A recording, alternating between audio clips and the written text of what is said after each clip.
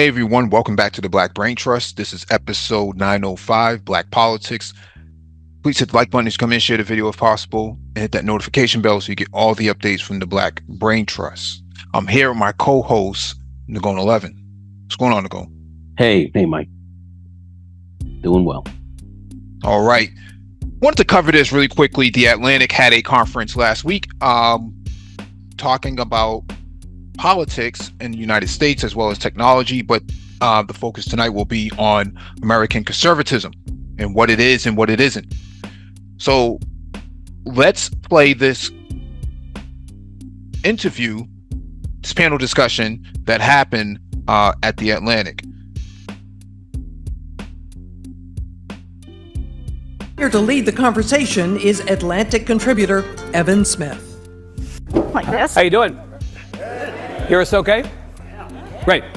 Good afternoon, you three. Good to be with all of you again. Good to be with you. Thank you. Feels like we just did this. Feels like we did because we did just do this in Austin. But here we are in D.C., and I want to ask you on the subject of our panel, Sarah, to begin, the future of American conservatism. What is the difference between being a Republican these days and being a conservative these days? I really thought you were going to ask Bill that question. No, I'm going to ask you first. Okay.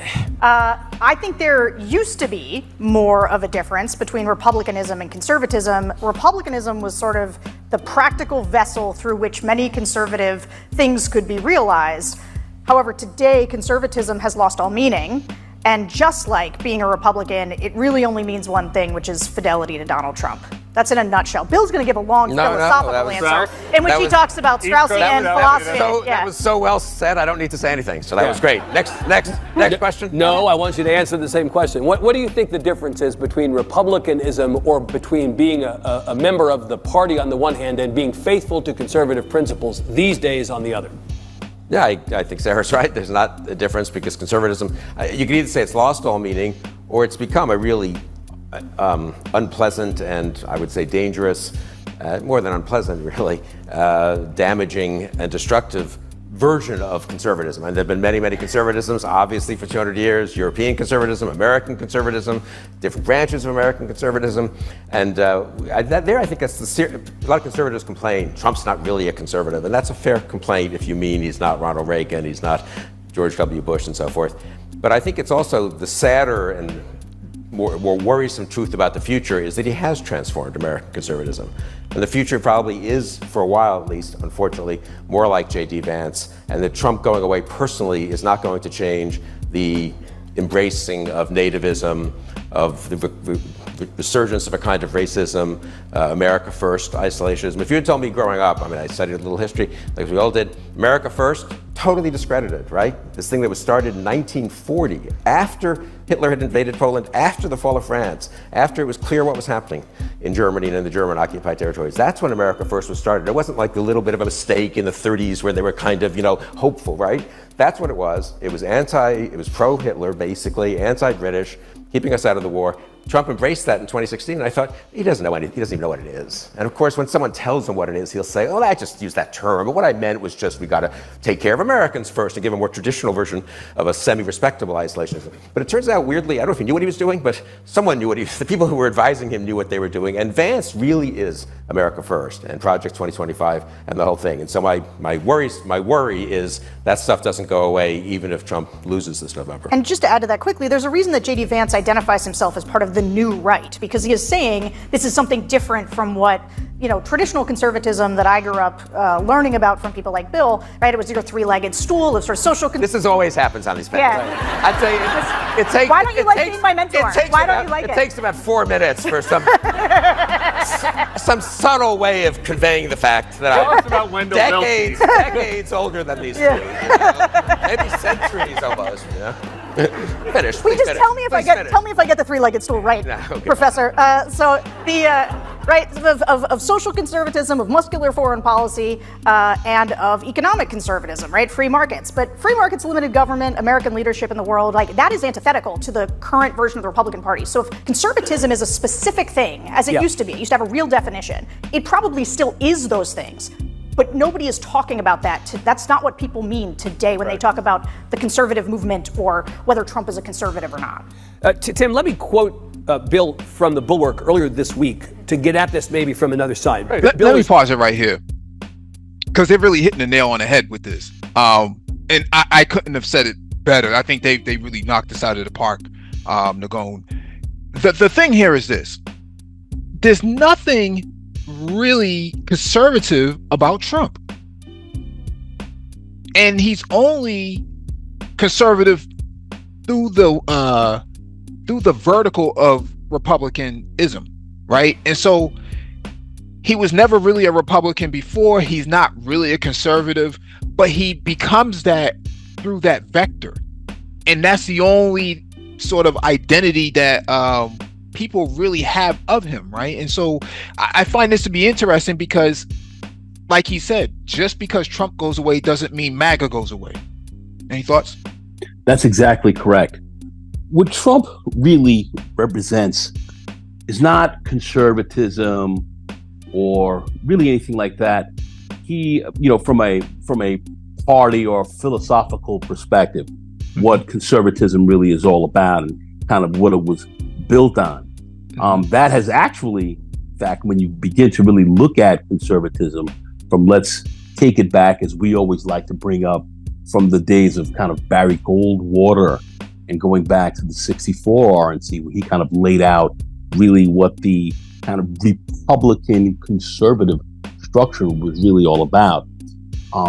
We've seen that really erode quite a bit, and I would say we started to see that heavily erode really under Bush 2, and when we start getting into especially the concepts of conservatism with respect to fiscal conservatism, small government, and these things, we saw that erode away, very, very seriously, and it's been eroding away since. And you don't really see really what a classical conservative is today, especially going back to those days. And when we start to look at, let's say, the times of Ronald Reagan and Morning in America and all of that has changed immensely. So what you have today is a Trump republicanism, which is MAGA, which really is about maintaining a certain power structure amongst a certain group of people, really, and maintaining that over everything, and they're looking to maintain that regardless of your political, mostly, and in some respects, almost your economic structure. So politically, when we start to look at what MAGA really is all about, if democracy and so forth doesn't really fit their mold to keep them at a certain level of hegemony, they will scrap that as well. So we don't see any levels of what classical conservatism really is amongst the Republican Party today, and that is a part of what they are. And yes, that will continue on beyond Donald Trump. He dies tomorrow. MAGA's not dead. It's definitely not dead from that perspective. All right, let's continue. Is writing about J.D. Vance and the decision of the former president to pick J.D. Vance as his running mate. He said Trump thought Vance would help ensure his plans for a full-on radical and authoritarian presidency in 2025 weren't derailed by excessively law-abiding, norms-following, institutions-respecting, old-fashioned Republicans. The Republican Party that you and I grew up observing from a distance and from up close, they believed in the rule of law, they believed in norms, they believed in respecting institutions. That, it seems to me, to be one big difference to Neg, right? It is a big difference, and it was a intentional move to pick J.D. Vance. I just think to highlight what Bill is saying, and it was as part of it's tough to exactly know how much is part of their kind of deranged paranoia and how much of it was like a really intentional choice, because it's been reported at this point that Tucker Carlson called Trump and told Trump that if he picked somebody that cares more about the traditional conservative, sort of rule of law elements like Marco Rubio, that the deep state will off him. That's what Tucker said to Trump. Like the deep state will push him out because they will see that they have a neocon vice president that they can install and give them all this whatever they want.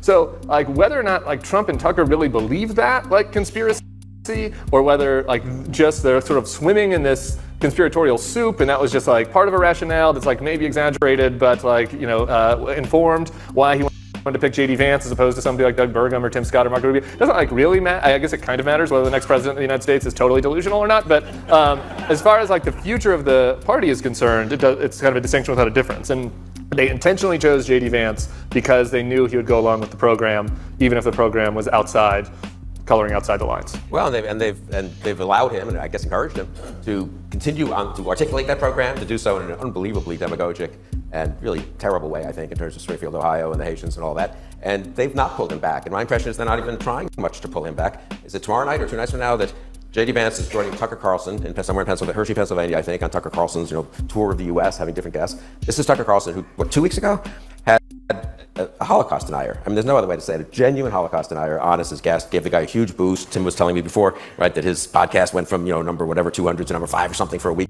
in the U.S. So a lot of people got exposed to this terrible denial of truth and of history, and because of Tucker Carlson. And a few people said, maybe the vice presidential candidate of one of the 2 major parties in the U.S. shouldn't be appearing with Tucker Carlson right after he's not just had him on as a guest, but praised this Holocaust denying sort of popular historian. But I've seen no sign that there's any sense in the Trump campaign that it's a problem, or that maybe Vance should find another, place to go that night or something like that. So the degree to which they're all in on that form of new rightism, I think is sort of underestimated. Everyone sees the goofiness of Trump and and all the kind of silliness and the lying and all, but the degree to which they now have a pretty big cadre of elected officials, operatives, donors who are all in for America First and Project 2025 and its different offshoots is pretty striking. Which I'll just say, we take criticism as never Trumpers. People are like, well, you abandoned your principles, and you say you're a bunch of rhinos. Yeah, sure. Hear it all the time. Right. Proudly. But the thing is like, well, the free markets. Donald Trump's biggest economic plan is tariffs. American leadership in the world. I mean, they're going to abandon Ukraine, offer it up to Russia. Character mattering, that was a big thing when I was growing up. When character was king, is the Reagan speechwriter, Peggy Noonan, that was her book, The 5 Virtues, Bill Bennett. All of this stuff we were steeped in, it's gone. Trump has obliterated it. So the idea that we get some of that, we need to support Trump for his policies, or the idea. They're huffing Reagan's ghost. Some of these Republicans who want to tell you to stay on board, it doesn't even resemble Reaganism. Well, in fact, Tim, this week David French said that the Reagan Republican Party.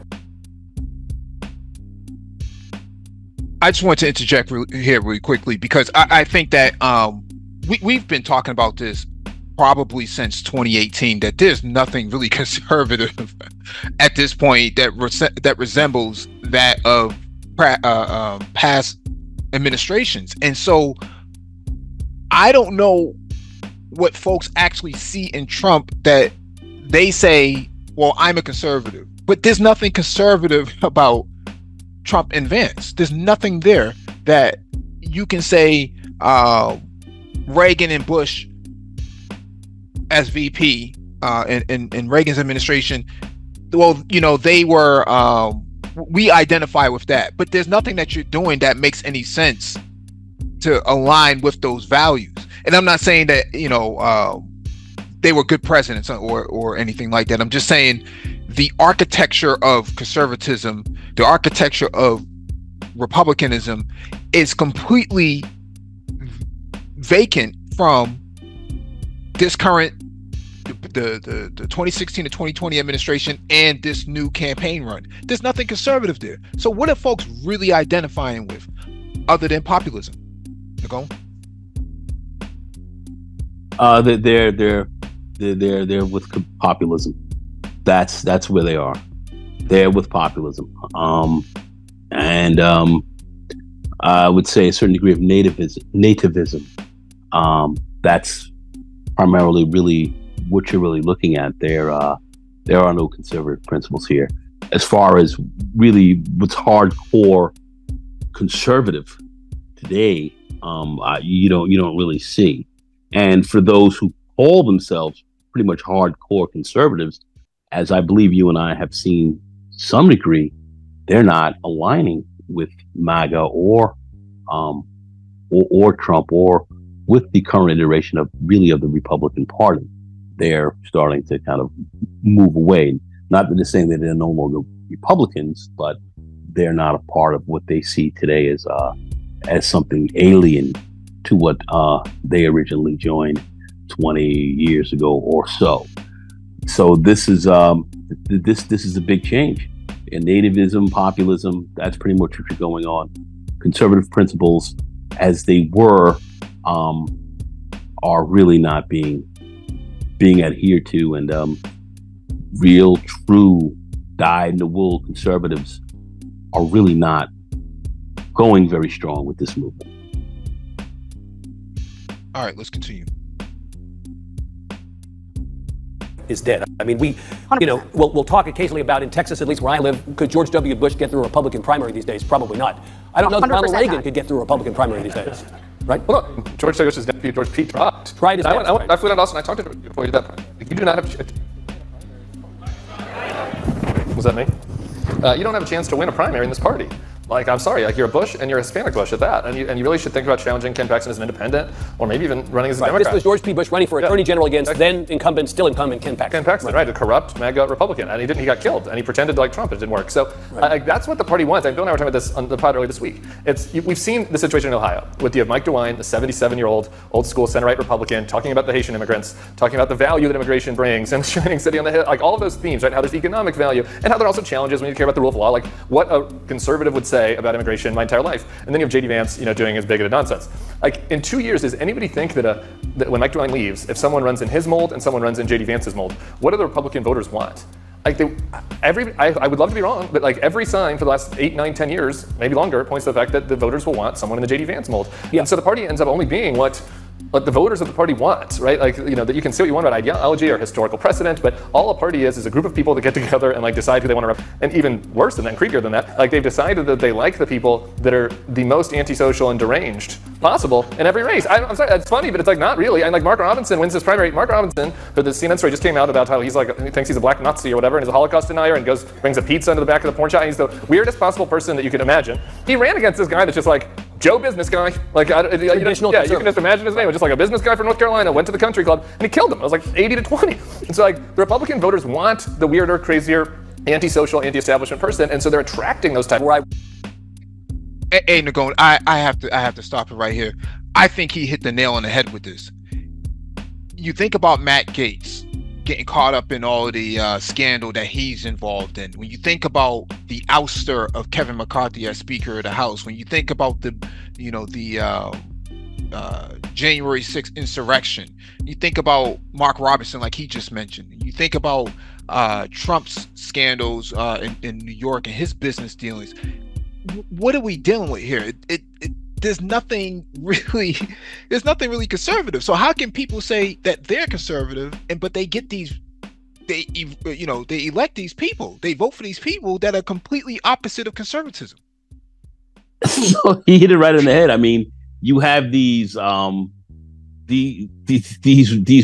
I don't know what you call these people. Just wild men. Or I don't know what you call them, but they're out here running because it's very much anti-establishment. That's really what they're kind of running at, against the establishment. But they'll deal with people who are rather criminal-minded and so forth, and not really care. And these wild folks out here that are just running, saying whatever. But there's some basic things that really do stick to this base that people do like. They, very anti-immigrant. It's very much nativist to America. They say America first. Stick, our people, if you will, however they look to define that as being first, if you will, and everything else is secondary. There is a racist element and so forth there as well. But if you're black and you're pushing forth that ideal or agenda, they'll go with you because that's what they want to see. So if you're going to stick to that, then they'll say, okay, let's put you out front as that mascot, and we'll go along with it, as long as you stick to that base, of which they will. And that's where they're going. There's no conservative real principles there, except being absolutely nativist and being very much anti-establishment of what they consider to be anti-establishment, of what they consider people like Trump and that whole crew to be. So that's where we are with this. Where has it led us? Well, we saw what it led to before. Where is that going to go in the future? I don't see anything really that's promising to change the metrics in any real positive way. But that's what people are very much going with. And those who are outside of the system somewhat, especially disaffected people in the disaffected whites and so forth, who feel as though that they've been stepped over, feel as though that this is something that they need to have to kind of reset the balance. All right, let's continue. Remind the young liberals in the audience who now love you. I've got a list. Do you want me to go down my list of things to remind them about? That you were Dan Quayle's chief of staff, right? Back in the day. Dan Quayle's fine. Dan Quayle. You did worse than that. Well, You'd take him today, wouldn't you? Well, Mike Pence called him, didn't he, on January 5th, 2021, to say, can I go along with this thing that President Trump to do? And Quayle said, of course not. That's out of the question. Right. Quayle presided, I remember this day, in January of 93, over the Senate, when they counted the votes in the normal way that one used to do, and announced the defeat of the Bush-Quayle ticket and the election of Clinton and Gore. Yeah. So Quayle had his, whatever, you can think about some of the policies and whatever, and limitations, but he believed in institutions and the rule of law. So my point is, you were around then, you know the Bush family very well. To Tim's point about Bush, George P., George W., and all that, when did Bush become a four-letter word in the conservative movement? Well, Tim worked for Jeb in 2015-16, and, it seemed like plausible. We were talking about your past. No, we don't have that much time left. I think we need Tim's reminiscences of the Jeb Bush Huntsman campaign. We need Tim. My stuff's really not interesting. Go. Absolutely go. So what happened? Where did the word turn within the things that you kind of didn't want to see or papered over a little bit, thought we had defeated, or we wished to have defeated, and we didn't defeat as thoroughly as we did. On the other hand, to be fair, Buchanan took a shot at everything in the presidency in 92 and 96. He had a little, some success temporarily, and then he lost. He left the party by 99, 2000. I remember thinking that. And George W. Bush was nominated. The final two candidates in 2000 a campaign.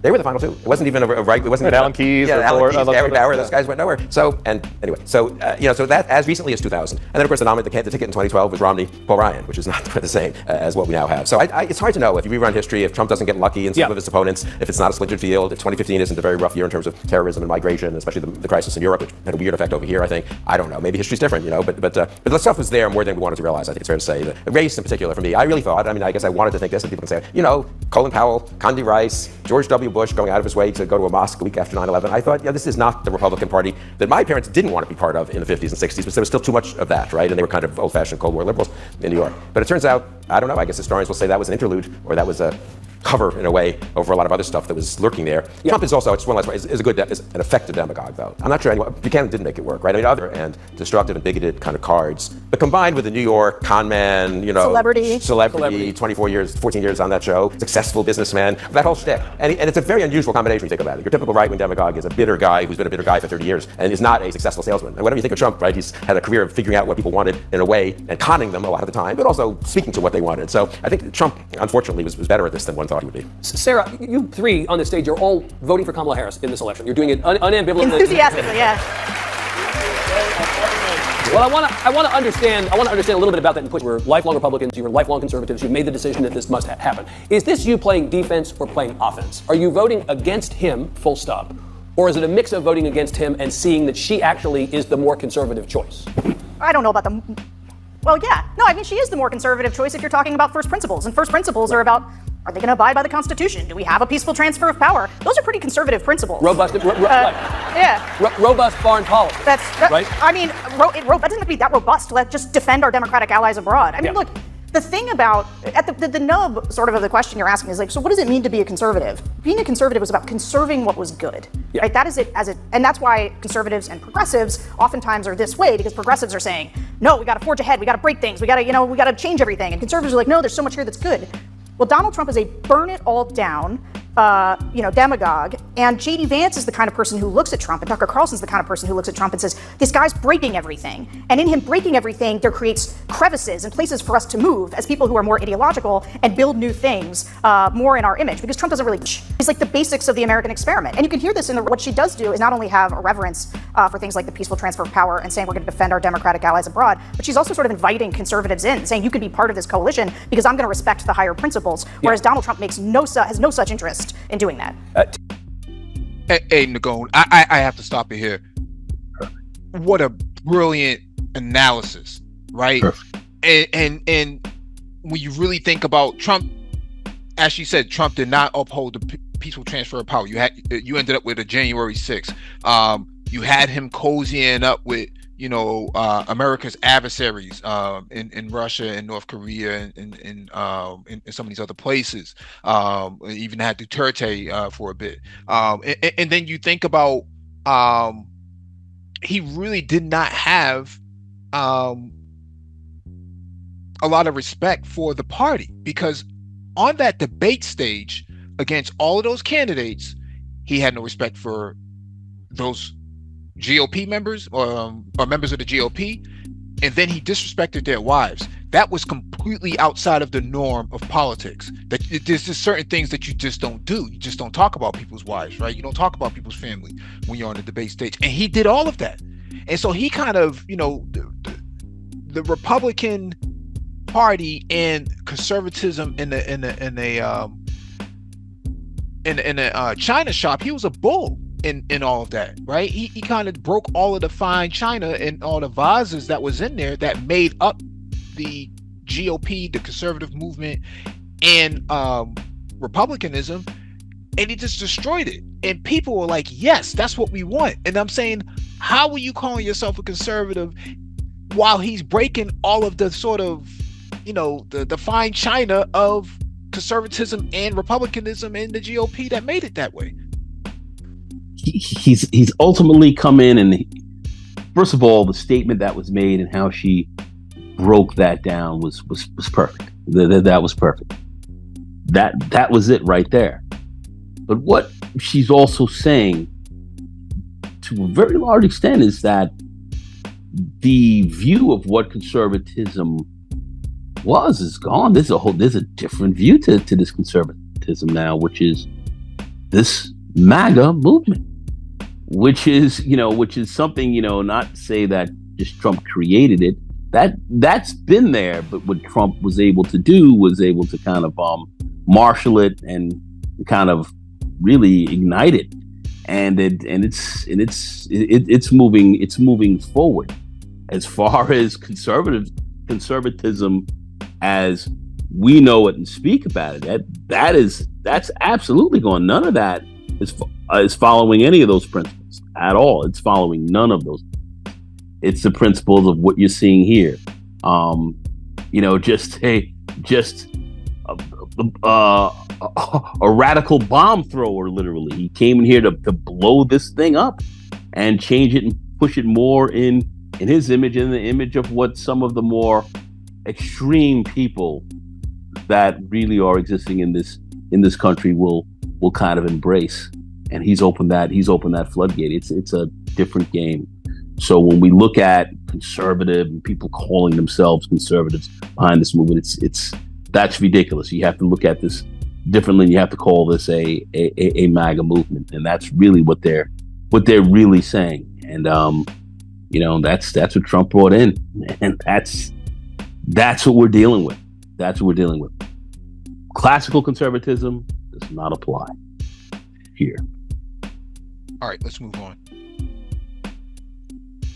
Tim, after the convention, I noted that you wrote about her speech. Yeah. Tell me how this would have been different if Condi Rice had given it. Right. Yeah, I mean, there were no lines about bombing Iran, so maybe there's that one difference. But besides that, honestly, she made an effort, right? And again, I'm not out there saying that she would be the third, the McCain term I never got in 2008 or anything. She's not going to be, right? I mean, she's a California liberal, but that's okay. And she is demonstrating that she has a respect, at least for the themes and the values that were the optimistic of the conservatism that I grew up in. And that's good enough, right? And I think that she talked about that in foreign affairs in particular. I think that she was really strong in particular on foreign policy. She talked about it, about all that stuff that we heard in the 80s, 90s, the shining city on the hill and pluralism, and how that her and Tim Walz, as two middle-class people from different backgrounds, are the best of this country, and no matter what language your grandparents speak, you're all part of this country. That's all of the stuff that I was steeped in. So thematically and values-wise, she's a million times closer than Donald Trump is. In the true way of the bulwark, Bill, she is sort of the country over party candidate, isn't she, for folks like you?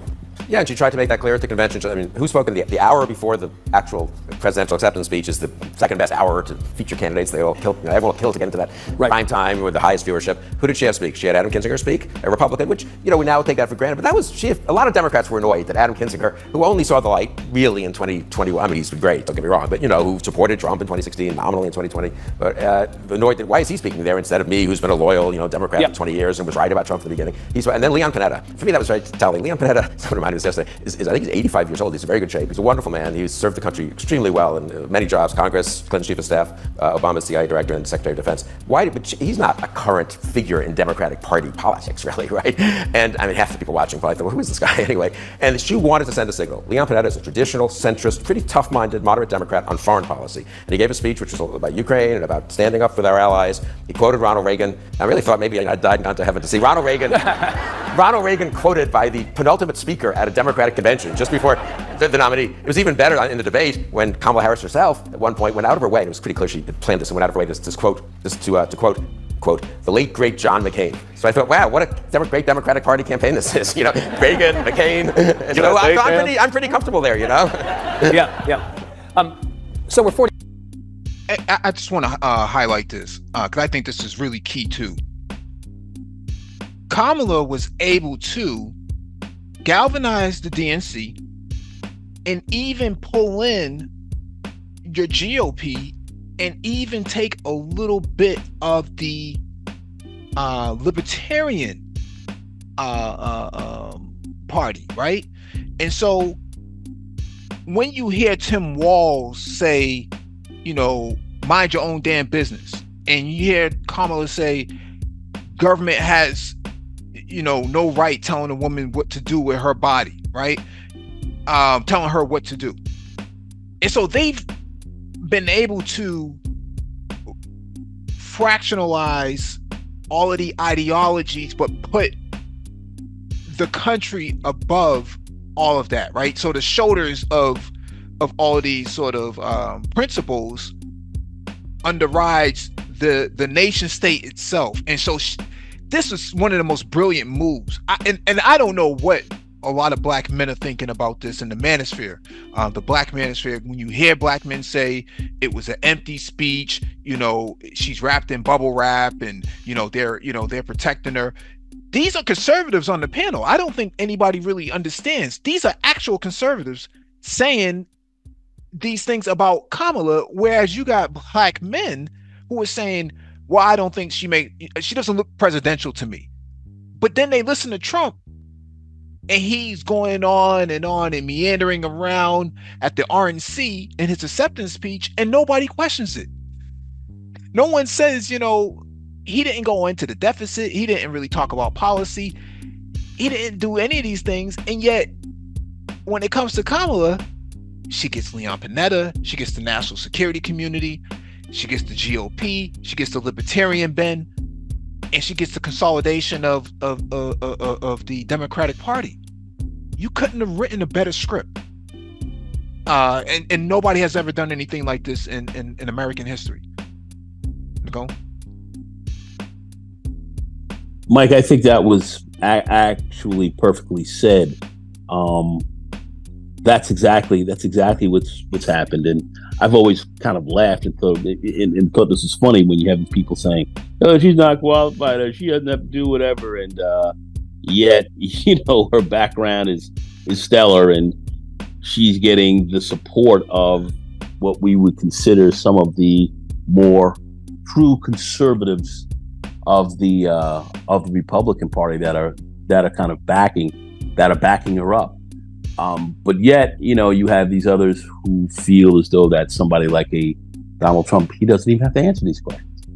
He was president before, a failed president, and of course, facing the biggest challenge that a president can face. He failed terribly there and was fired for it. But yet, somehow he's more qualified to come back as opposed to somebody else who's been in office as well and has played in very closely to the vice presidency and so forth, and are getting a lot of support from Republicans. So this is interesting, and I find it, in some respects, almost comical in some ways, but yet it's also kind of serious as well, because you have those who feel as though she's somehow unqualified, which is a mystery. But anyway, I think this was very well said, Mike. I think you kind of laid this out quite well, and I think this speaks exactly what we're seeing here in this campaign. And we don't know how this will end. But this is a factor. It's a factor in the race, and this will continue. Let's see how much, how better, I would say, Kamala can actually really make people see that she is a head and shoulders above what the competition is actually bringing forth. Because certainly those in the Republican Party who are true conservatives who certainly think that she is very well suited to handle the position as president. All right, let's move on. 47 days out. I have to ask you guys while we're together, what do you think is going to happen? What is the trajectory of this race given where we sit today? There have been a number of polls over the last couple of days, if you pay attention to this, that have been a little odd. Beginning with the New York Times poll that had the popular vote tied but had Harris ahead 4 points in Pennsylvania, which seemed like the inverse of a lot of what we've been seeing. They even felt the need to write a story saying, yes, we know this is weird, right? Tim, what's going on here? And is it possible to even know what's going on here 47 days out? What's wrong with this? I think the thing is that you should button your shirt. I think there's like too much chest showing. People want to see a little nip, I think. Oh, wait, where's the Atlantic? I'm sorry, Jeff. Plus Georgia and Pennsylvania. And both Georgia and Pennsylvania look very close. So I think of the remaining voters out there, the pool is bigger for Kamala. Like you can see her trajectory is going the right direction. She's been adding people ever since the switch, shoring up the Democratic base first. If you look at the New York Times poll today, she was mostly shoring up our people. It was college-educated whites, former Republicans, independents. Like that's who she was doing better with. And she still has more work to do with young black and brown men mostly, to be frank about it. And I think that right now we have a very close race, but the Democrats have shown ever since 2016 that the anti-Trump coalition is bigger than the pro-Trump coalition, as long as you can get the coalition together. What are you looking for as signs on the road between here and there? Yeah, I mean, look, we joke in our office all the time where we pour over every detail of everything, and then we all shrug our shoulders and go, well, it's going to come down to turnout. Both because that's true and also a great cliche. I think, though, the main thing that I'm looking for, I've been watching what we call flippers in the focus group. So people who voted for Trump in 2016, voted for Biden in 2020. This was a group that had been backsliding away from Biden because they were frustrated about the economy and they were especially thought he was too old to do the job. Those people are slowly coming back to Harris, but here's what's interesting about them. They are out on Trump. They're out on Trump. And so their decision is either vote for Kamala Harris or leave it blank. And then there's this other big sort of undecided pool of voters isn't just, do I decide between Kamala Harris and Donald Trump? It's also, do I decide to go out and vote, right? Do I get up off the couch? That's a big part of the undecided vote. And I think that watching her energize people, like every indice that is not poll related that I think people don't see as much of, how many people are volunteering, small dollar donations, how many of them are brand new donations. Those things all bode really well for her. And I think at the end of the day, these elections tend to be decided by both the turnout and then the late breaking independents. And I think the independents are going to break for her. Bill, the Cheneys 2 weeks ago when they announced, first Liz and then on behalf of her father, announced that they were both going to support the vice president. Liz Cheney made a point of saying it's not enough to simply not vote for him. This is urgent enough that you actually have to vote for her. So to the point about the people who are sitting right now on the fence, deciding, do I not vote or do I leave that blank on the one hand, do I vote for her? Liz Cheney's argument would be, this is urgent enough that you've got to figure out a way to vote for her. I think she's right. I wish more people who had worked in the Trump administration and have said, sometimes many times, sometimes to Jeffrey Goldberg in interviews on the record and on background before they went on the record probably, that the guys should never be president again. They need to just step up and say that to the camera, first of all, because, and then say, and I think people should make up their minds whether to vote for. I don't tell, if they have matters of conscience why they can't quite go for Vice President Harris, but most of them don't. And they just need to say, I'm voting for Kamala Harris. They don't need to give a big rationale. They don't need to give 10-minute speeches on. They just need to say, Donald Trump cannot be president. Kamala Harris is in the mainstream tradition of American politics. I'm voting for Harris. If they want to then say, but I kind of hope to be able to vote for Brian Kemp or Glenn Youngkin in 2028, that's fine, So I think there are people who could do that who served with Trump, obviously, the John Kellys of the world, et cetera. And then there is this one guy who Dick Cheney worked for, who I think could still make a difference if he came out and just said, I've never been for a Democrat in my whole life. He's probably literally true, right? His father was already prominent when he became of voting age. But George W. Bush really should say that he's voting for Kamala Harris.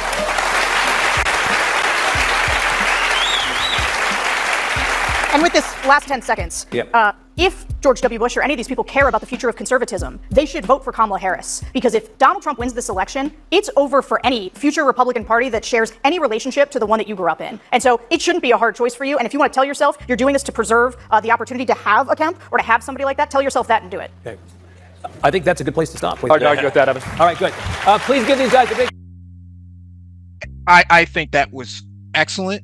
I think that was a good breakdown of what we have been saying all this time, that MAGA has hijacked the Republican and conservative movement, the Republican Party and the conservative movement, and that if any of these guys plan to run in 2028, you better start denouncing this guy now.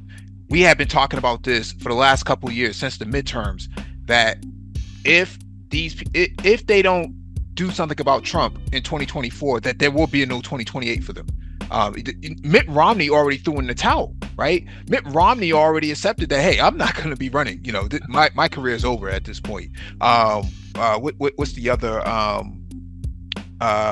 conservative? Adam Kinzinger, even Liz Cheney, she's out, right? I think they will come back, but I think Liz Cheney will come back. She's still relatively young, but I do think that the Mitt Romneys, the 80s and 90s guys, or the 90s GOP, I think they're pretty much done. I think they threw it in the towel. But to Tim's point, or what's his name's point, you're right. You do have to come out and denounce Trump, right? Because the anti-Trump coalition is building up by the day, and you're starting to see more and more people from the GOP come out. You got 200 GOP faculty members. You got people from Reagan's administration coming out and endorsing Kamala. And so you don't really see anybody coming out and endorsing Trump. Okay, Robert F. Kennedy, Tulsi Gabbard. Let's take Robert F. Kennedy. Here's a guy whose namesake is not enough to get him any support, even within his own family. I don't consider that to be a big endorsement. And number two, he's never held office. What value does he actually bring to a Trump ticket? Or what value would he have brought to a Democrat ticket? Like, Trump has a lot of these sort of market basket sort of down ballot sort of endorsements from these people who have never held office, A, or B, the office that they did hold before, they no longer hold it. So what credibility does that really do for Trump? I don't think that boosts Trump's credibility at all. And then you have a Mark Robinson, who's a lieutenant governor in North Carolina, running for future governor of North Carolina, and he gets caught up in this salacious scandal.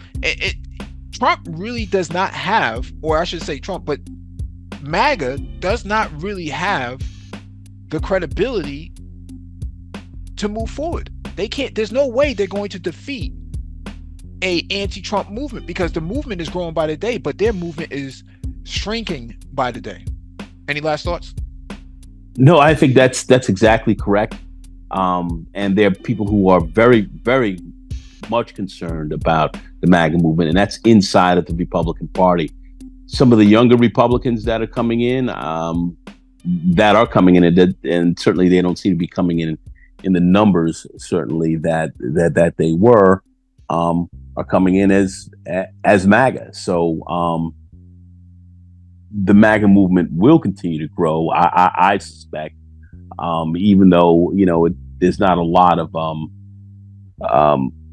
massive enthusiasm from the newbies, but it will continue. It will continue.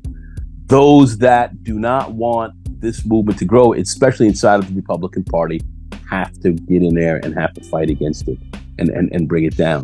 And they were right in the very end saying, at some point, maybe former President Bush, who does not want to put his thumb on the scale here, might have to come out and say something. He may have to come out and say something if he wants to preserve what the party was, or just turn it over to MAGA. Because you're very right about that, Mike. There are those who have said, hey, I'm out. Cheney, like she said, she will stay around, but people like like Mitt Romney and so forth, they are segueing out, and are they giving way to MAGA? It looks like that might be the case. They're going to have those who are hardcore, staunch Republican, and if they want to say conservatives, are going to have to actually fight against this. So let's see if that happens. But anyway, thank you, Mike, for bringing me up. Greatly appreciate it. This was sorely needed. Absolutely. And thank you all for joining us. Please hit the like button on the way out, share the video if possible, and hit that notification bell so you get all the updates from the Black Brain Trust.